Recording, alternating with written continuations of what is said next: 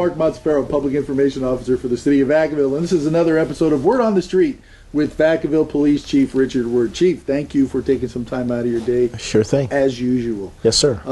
We have a couple of things to talk about. It's good news, I like to think. You know, whenever we do this show every year, it seems. The crime stats have come out. Yeah. And they're good. They're actually, again, almost a 10% decrease in crime this year. That is good news, especially given the economy, unemployment, housing, and so many people looking for work. And when you look at the categories where we're down, it kind of goes counter to what you hear in the media about, why crime would go up. We're down in robbery, burglary, and I think larceny was the third. It was markedly down. Yes. And you would think in a bad economy with a lot of people out of work, those areas would be up. Yeah, it is. It is ironic. There may be an increase. in the part 2 where you see some fraud. But generally, those are good signs. Robbery, especially since it's a violent crime, and the theft crimes. We still want people to be vigilant, of course, with their cars and keeping those side garage doors locked. That's a primary point of entry for burglars. And you mentioned part 2 crimes. What we're talking about are the part 1 crimes. Yes. And part 1 crimes are? We have your murder, sexual assault, aggravated assault, and robbery. Those 4 represent your violent crime. And then you have burglary, auto theft, arson, and larceny or theft represents your property crime. And how does arson get in there? How's that sneak in there? Yeah, we ask this question every year. And it did show an increase. Originally it was not a UCR crime until 1979, and then it was added as a crime. So it represents a crime if you set fire to a garbage can, a car, a home, or a larger piece of property with that intent to see it destroyed. It represents a crime. And arson did go up, but it did. From what I understand, a lot of it has to do with what's considered an arson. The standard of reporting got changed. If a kid throws a match into a dumpster, that's considered arson now. It is. So, so that did in large part cause this increase. It's a different measure between 09 and 010. Yeah. Plus, we did have that one guy who was setting a few fires last year. Who was arrested, which brings me to another point. You talk about our increase in homicides, we went from 1 to 3. Yes. And in one case, it was 2 homicides. But all those individuals have been arrested or incarcerated. Our clearance rate, it's been exceptionally high, exceeding the national average for years. So the detectives do a great job. The people of Vacaville, generally, unless there's some gang members that don't always talk to us, but generally the people in Vacaville are great witnesses, and they tell us what they've seen. Right. And again, a theme that we've talked about over and over again is the participation of residents in the reduction of crime. Absolutely. How key that is to any community, certainly in our community. And not to assume, Mark, that somebody else will call it in. If you've seen something, just call. You can remain anonymous. a vehicle, somebody running from the scene, clothing description, a tattoo, something distinctive you've noticed. Females may notice an earring, or guys may notice someone's Nike tennis shoes. Call that stuff in. Little details that could make the difference. Exactly. Yeah. And you watch crime shows, and a lot of times it's that little detail that solves the case. Yeah. And it's crazy. A footprint. Yeah, you said it. And stuff you take for granted, which explains why you'll go over and over and over again things with witnesses or at a scene of a crime to try to get that one little piece of information. We solve serious crimes only when someone said, I saw somebody running, I didn't see him, I can't describe him, but he discarded this item.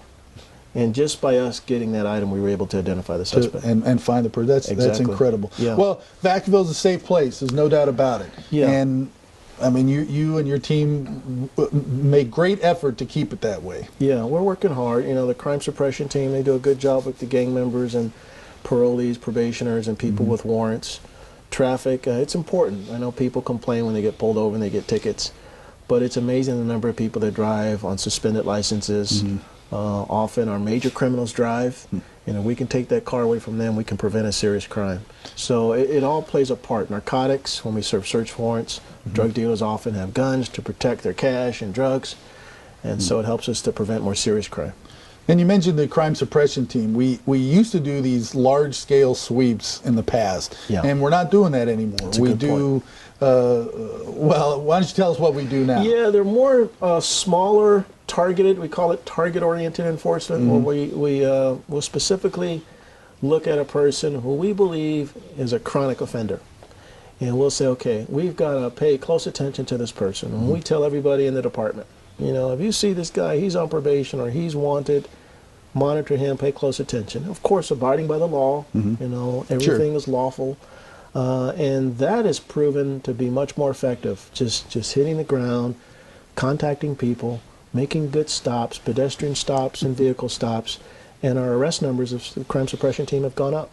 And when we did the big sweeps before, we do 3 or 4 a year, and there were many agencies, you know. Yes. And I'm no detective, Chief, but I would drive into the parking lot and I could tell time for a sweep, because you could tell. You'd look around, you see all these cars you don't recognize, see all these people in uniforms you don't recognize, and it's like, well, man, if I can tell, my guess is the bad guys can figure it out. Many of our local the criminal element would go underground and hide for a day or two. Sure, why not? Sure, I they mean, know it. you know. So I think it's great that it's changed a little bit, and I think it's probably more cost effective, and it is. Clearly it's more effective in terms of addressing the crime problem. I think it is, yeah, and I think the officers prefer the current approach. Good.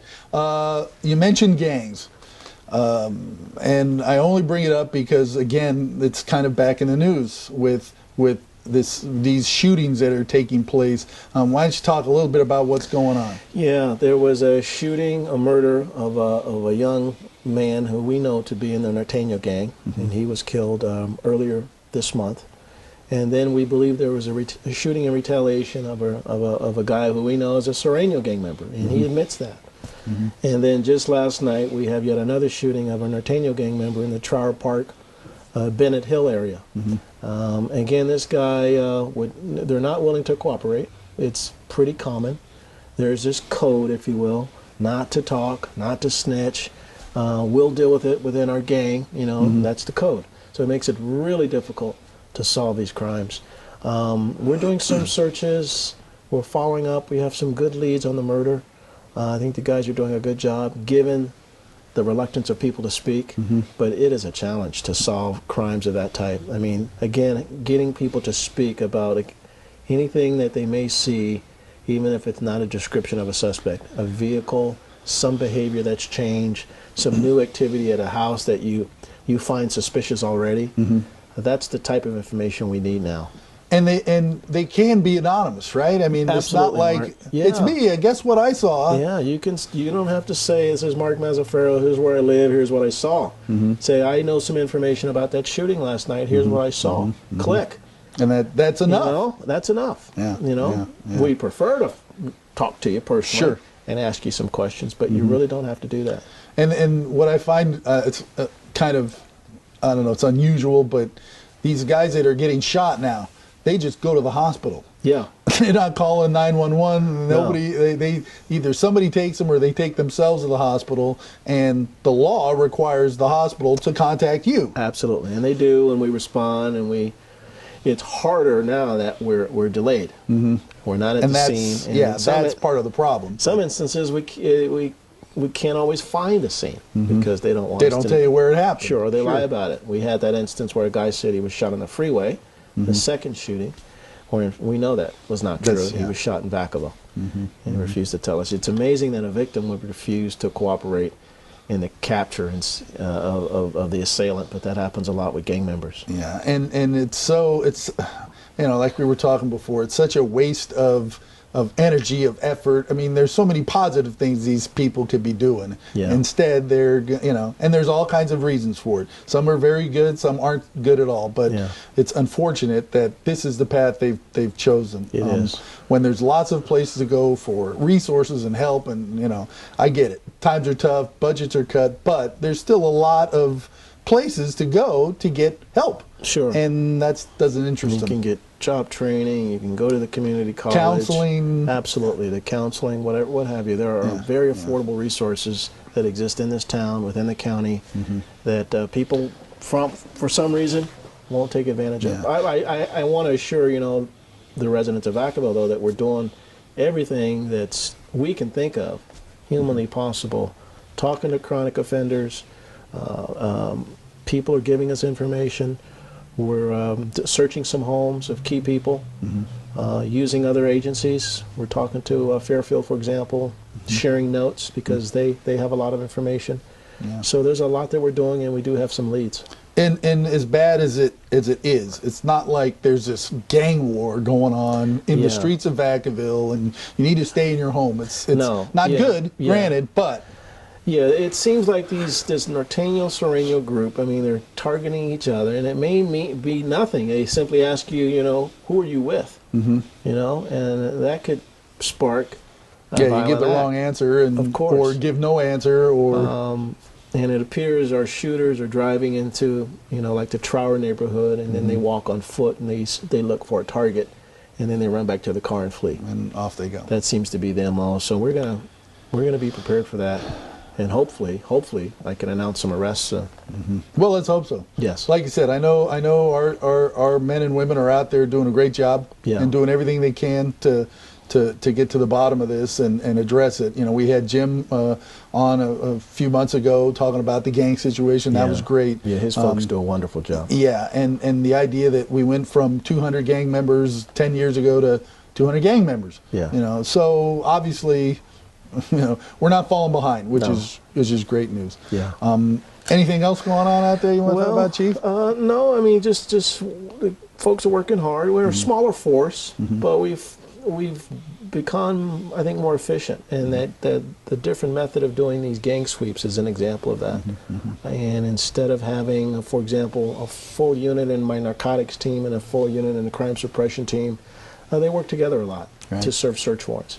And I just thought of something that we how could I forget to mention these folks? What's this? The VIPs. Oh, absolutely. With the over 20,000 hours of service, valued at $500,000 to the department. And I mean, how can that not help? And they're really embraced by the regular employees within the department, which is good to see. And they're driving our cars. They're doing paperwork. A lot of the support functions they perform. So they are doing a wonderful job. Yeah, and that keeps more officers out on the street. And I would encourage people that have an interest in learning more about what we do. Call us. There's a Citizens Academy, which is wonderful. I think it's 6 nights. And we feed you. You'll learn as much as you want to about the police department. Many have used it as an opportunity to kind of get into the field, and we eventually hire some of these folks. Great. Yeah. Well, it's good to know that crime's down, and while we have a glitch here and there, we're addressing it. Yes. And you guys are doing a great job. Thanks. We'll keep it up. Good deal. Thank you for taking a little time out of your day, Chief. Appreciate it. And sure thing. Thanks for watching this episode of Word on the Street.